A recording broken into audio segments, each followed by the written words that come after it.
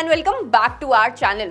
देखिए, mutual fund investors का एक कॉमन सवाल तो जरूर रहता है कि आखिर उनके म्यूचुअल फंड पोर्टफोलियो के अंदर कितने म्यूचुअल फंड्स होने चाहिए या फिर उन्हें कितने म्यूचुअल फंड्स में इन्वेस्ट करना चाहिए। और स्पेशली अगर हम इक्विटी म्यूचुअल फंड्स की बात करें, क्योंकि इक्विटी म्यूचुअल फंड्स के अंदर काफी सारे फंड्स आते हैं, तो म्यूचुअल फंड इन्वेस्टर्स काफी कंफ्यूज हो जाते हैं कि कौन सा इक्विटी म्यूचुअल फंड हमारे पोर्टफोलियो में होना चाहिए और कौन से इक्विटी म्यूचुअल फंड्स की रिक्वायरमेंट हमें नहीं है। तो आज का वीडियो इसी बारे में होने वाला है। आज हम आपको बताएंगे कि कितने इक्विटी म्यूचुअल फंड्स आपके पोर्टफोलियो में सही रहेंगे और क्यों आपको एक्सेस इक्विटी म्यूचुअल फंड्स को अपने पोर्टफोलियो से निकाल देना चाहिए। लेकिन अब एक क्वेश्चन ये भी आता है कि आखिर हमें एक्सेस इक्विटी म्यूचुअल फंड्स को क्यों बाहर कर देना चाहिए अपने पोर्टफोलियो से, क्योंकि ज्यादा म्यूचुअल फंड्स में अगर हम इन्वेस्ट करेंगे तो ये अच्छी बात है ना, हमें डाइवर्सिफिकेशन मिल रहा है। So why should we get rid of this equity mutual funds from our portfolio? Well, ये इसलिए क्योंकि हमें पोर्टफोलियो ओवरलैपिंग से बचना है। कई बार आप ज्यादा इक्विटी म्यूचुअल फंड्स के अंदर इन्वेस्ट करके ये सोचकर बैठ जाते हो कि अगर आपने ज्यादा म्यूचुअल फंड्स के अंदर इन्वेस्ट किया है तो मतलब डाइवर्सिफिकेशन हो रहा है, आप रिस्क से बच रहे हो।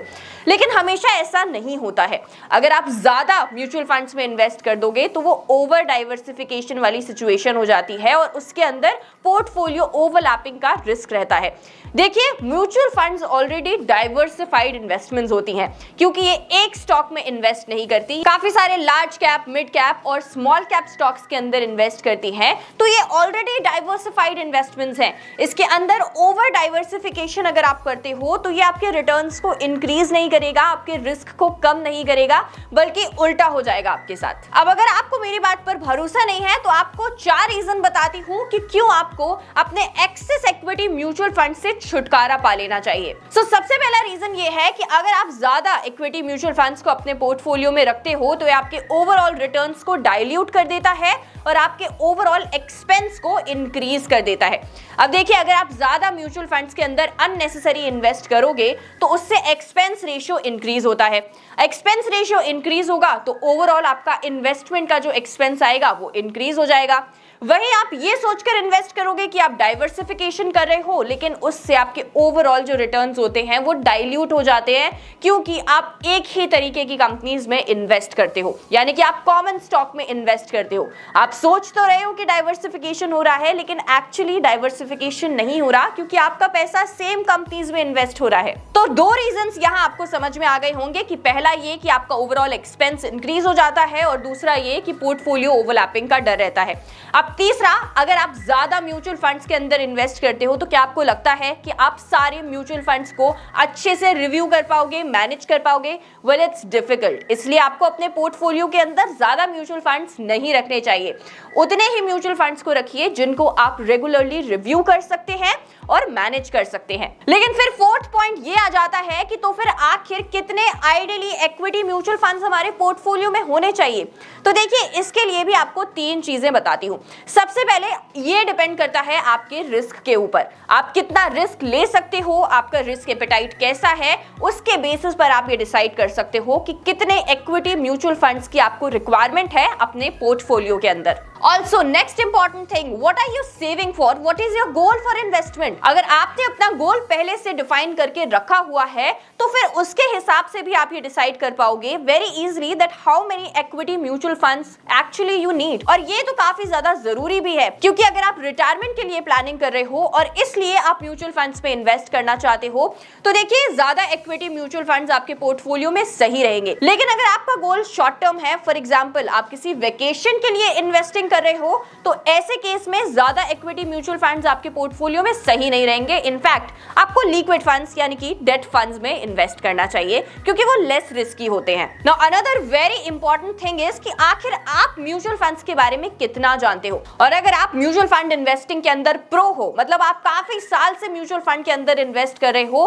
तो फिर आप ज्यादा इक्विटी म्यूचुअल फंड्स को अपने पोर्टफोलियो के अंदर रख सकते हो, because that amount of risk that comes with equity mutual funds you can easily easily handle it. चलिए अब हमने ये बात तो कर ली that why you should get rid of the excess equity mutual funds from your mutual fund portfolio, और साथ ही साथ आइडियली कैसे आप डिसाइड कर सकते हो कि आपको अपने म्यूचुअल फंड पोर्टफोलियो में कितने इक्विटी म्यूचुअल फंड्स को रखना चाहिए। अब हम ये देख लेते हैं that how can you reduce the number of equity mutual funds from your mutual fund portfolio. But again ऐसा करने से पहले इस चीज का ध्यान देना काफी ज्यादा जरूरी है कि आखिर आप ऐसा करना क्यों चाहते हो, तो उसे इवैल्यूएट भी जरूर कर लीजिएगा। देन हम बात करेंगे कुछ पॉइंट्स की जो आपको हेल्प करेंगे अपने इक्विटी म्यूचुअल फंड नंबर को रिड्यूस करने में। तो देखिए सबसे पहले आपको क्या करना है, सबसे पहले you should exit funds with overlapping stocks. अगर आपको लगता है कि कुछ फंड्स ऐसे हैं जो कि एक कॉमन स्टॉक के अंदर ही इन्वेस्ट कर रहे हैं और वहां पे ओवरलैप हो रहा है, तो सबसे पहले आप इन फंड से एग्जिट लीजिए, क्योंकि ये ओवरऑल आपके म्यूचुअल फंड रिटर्न्स को डाइल्यूट कर रहे हैं